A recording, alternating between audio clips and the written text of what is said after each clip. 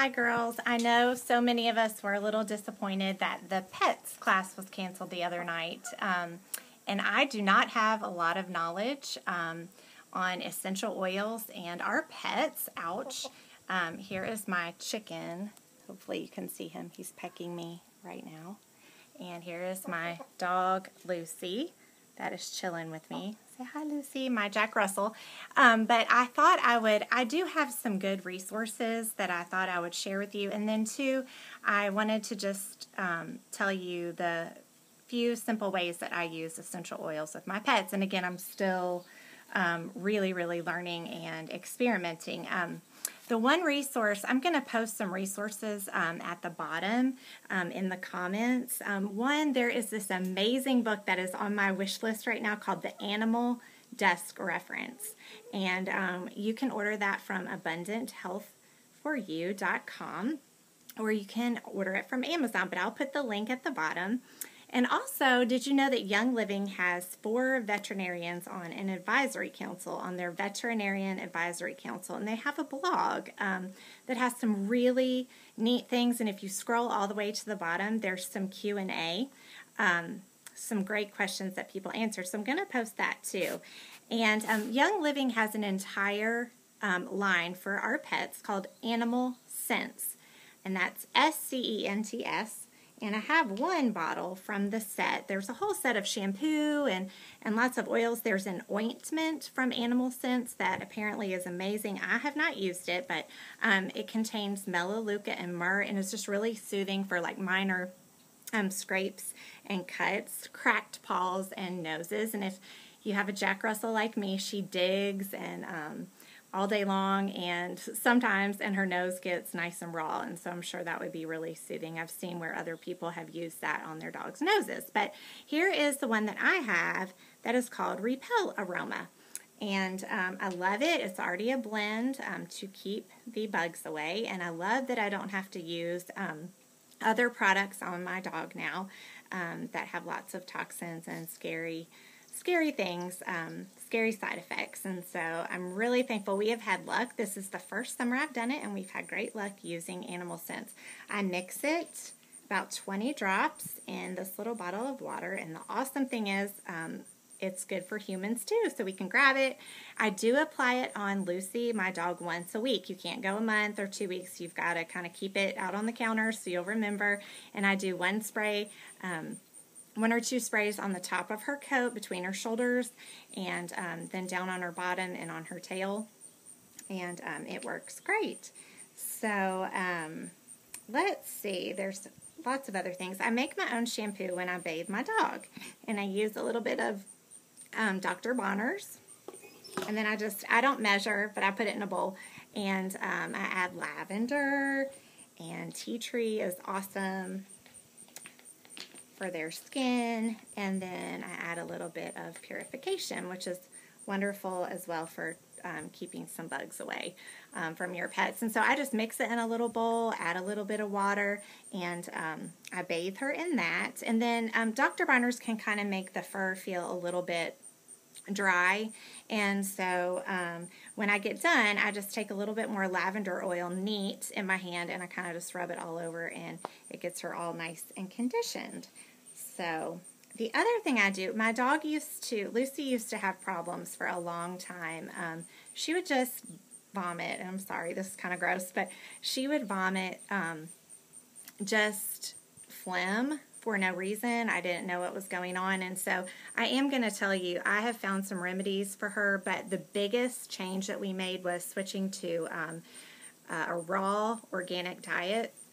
Thanks to Jenna at Jenna's Pretty Paws here in Georgetown. She's the only holistic groomer and that I know of in Georgetown. If you don't have somebody in your town, find somebody. She helped me so much with Lucy's diet and changing her over, and she has no other issues, no bathroom issues anymore or anything like that. But one thing I do is I put a 1 drop of lemon in her water bowl every now and then, and that is helping, not all the time, but every now and then. That is really helping. She would get, her privates would get a little red and agitated, and she would lick a lot at them, and that is helping with that.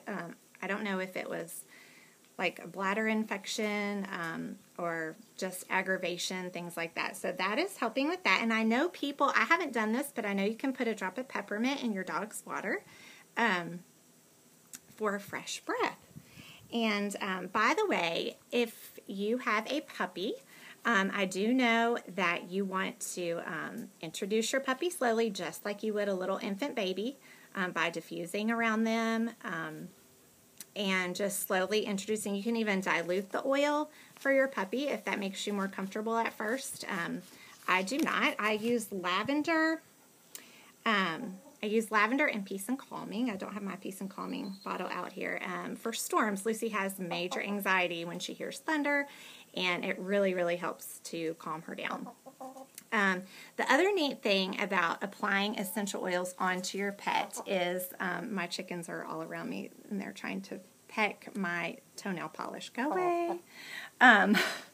So the other thing is when you put essential oils on your pet's fur, you don't have to try to get it down on the skin. It actually absorbs through the hair follicle and goes into their bloodstream. So you don't have to worry. You can just kind of put it on their fur and just pet it onto them.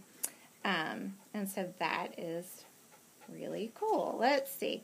The other really neat thing is, oh, it's down here, is every now and then, even though Lucy does great with her diet, she gets into things out on our little bitty farm.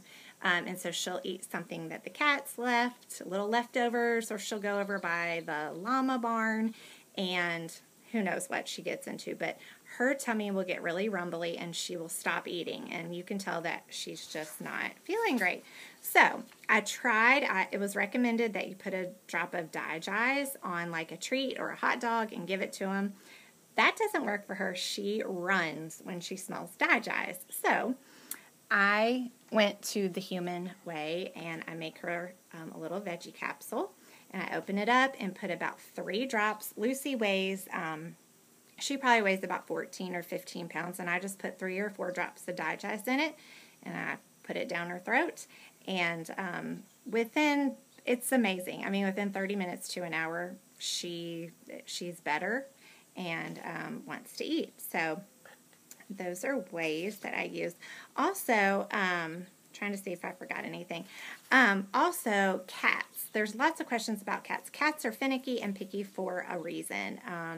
So a lot of people say, is it okay to diffuse around my cat? My answer, I have 2 cats, so this is my personal answer for that, or personal experience. Do not be afraid to diffuse around your cat, as long as they can get away from the diffuser.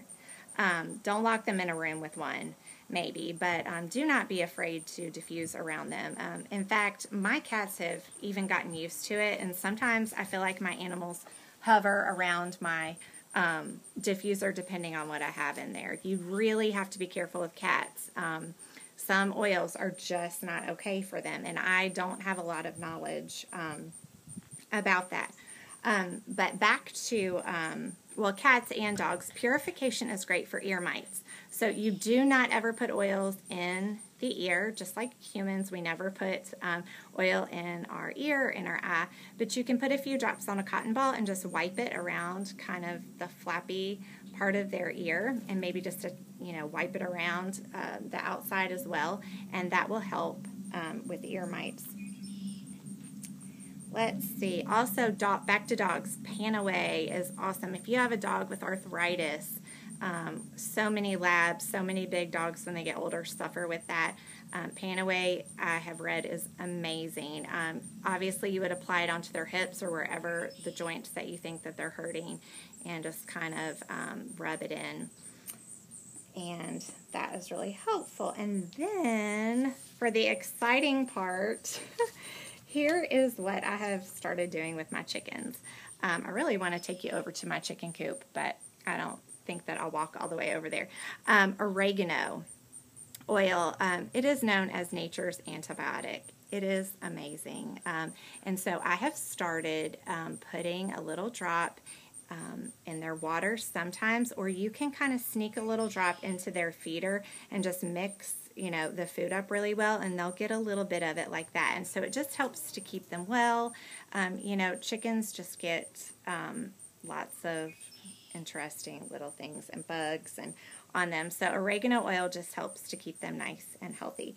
The other really cool thing that I sometimes love doing, I don't always do this, but I have done it, inside their nesting boxes, they love a little bit of lavender oil, or you can even spray some of your bug spray in there to kind of just keep the mites and the bugs down out of your nesting boxes. It helps it feel just smell really fresh and nice, and the chickens actually really, really love it. And I've heard, I don't know, I'm just learning about chickens, but I've heard that they just love essential oils and that it actually relaxes them and helps them to lay more eggs. Don't know if that's true or not. So I think that is all that I had to share with you. One thing I do know, I don't know if any of you have horses. I don't know a lot about them. I do know that horses love I've heard that they love the Animal Sense ointment. They just love, love, love it. And that Panaway is wonderful for horses too that are sore, have sore muscles or are hurting. I really want to learn more. I can't wait to get the Animal Desk reference soon just to be able to help you more. And Rachel has had experience. I've read stories and seen where people have Zytoscan their horses with some really amazing results. And you can also Zytoscan your dog. I have not done that. I'm going to Zyto Lucy. The bad part is I need the Animal Desk reference to actually understand what shows up on the Zyto and what oil she needs for what, and to kind of understand that better. So I'm hoping to be able to do